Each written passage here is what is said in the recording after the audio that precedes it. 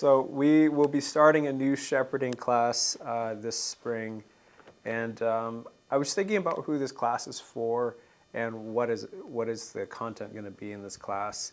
I've spent the last 2 years walking with a lot of people, a lot of individuals, learning how to disciple people, and I feel like God has taught me some really good foundational things, what to do, what not to do.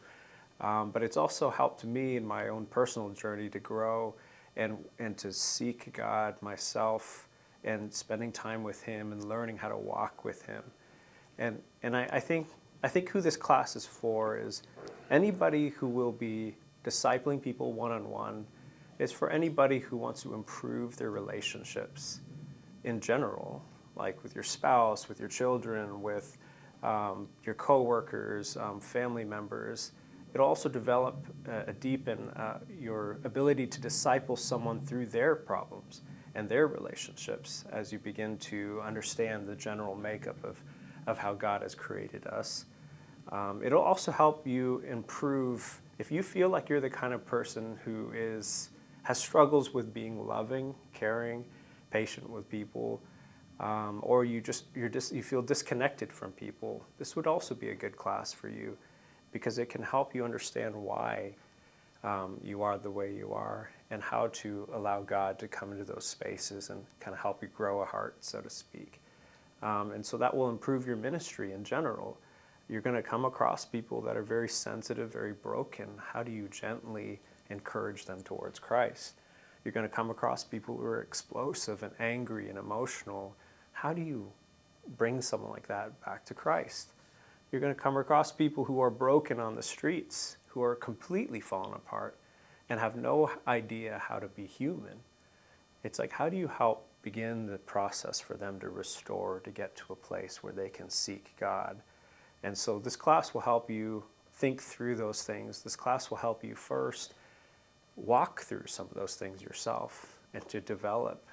We have this saying here, like you can't disciple if you're not a disciple. You can't really give what you don't have. So if you don't have the capacity to love someone, how can you tell them to love people more and teach them to do so? If you don't know how to, in any of the parts of our ministry, if you don't know how to pray for the sick, how are you going to teach people to pray for the sick? So a lot of the ministry in the DMM network, we're trying to make it practical, and we're trying to teach you the building blocks to move towards growth so that whatever you gain, you'll be able to teach.